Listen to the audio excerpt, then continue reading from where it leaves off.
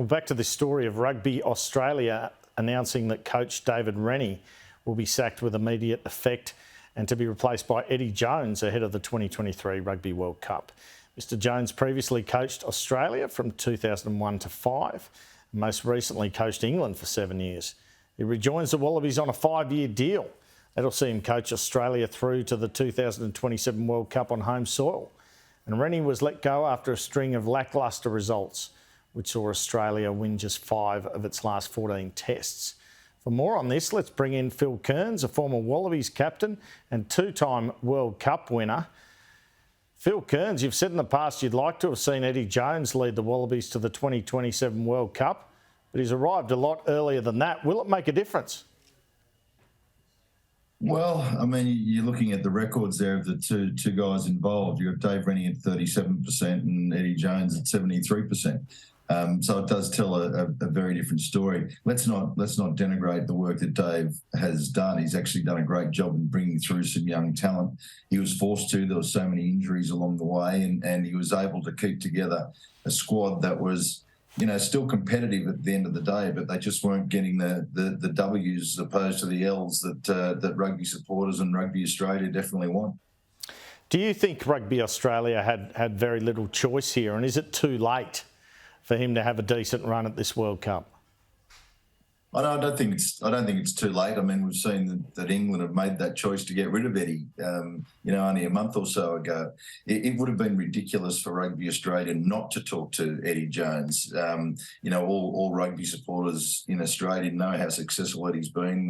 We know what he did with the Rugby World Cup back in 2003 and took a team through to that final. Unfortunately, we lost to that drop goal. But so Eddie's been a proven winner, and that's what rugby supporters want. Are there bigger issues here in terms of the future of Australian rugby, getting the talent through? I mean, there have always been those issues. We've had players go to other codes for a long, long time, and we've always been able to pave the way through. Even back in 91 and 99, players were going to rugby league back then in the years that we won the World Cup. So, yeah, it's an issue, and it always has been an issue, and we've got to work hard to keep our players. Hopefully, Eddie's drive and determination will help to keep those players in the game, but you're never going to keep all of them.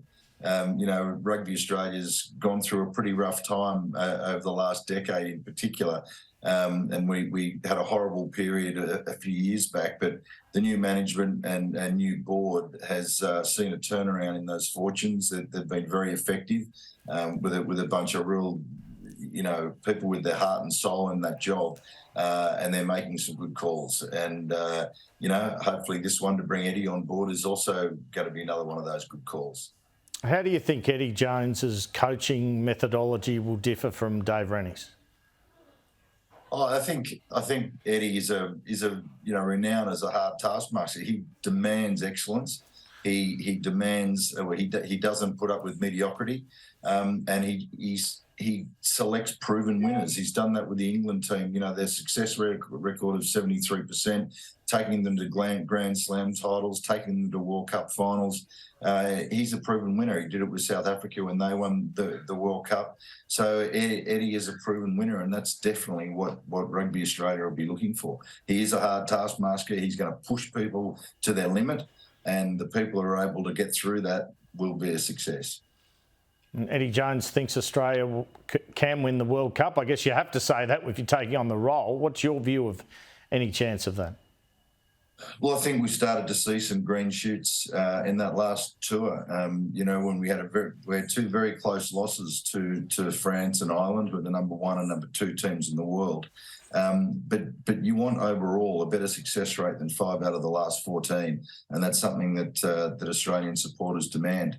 Admittedly, we do play against New Zealand more times than anyone else in the world, and South Africa. Those guys, we are playing the best nations every week when it comes to the international season, which makes it difficult. But we're expected to win, and winners is what we want. Phil Kearns, thanks so much for joining us this afternoon. It's a pleasure.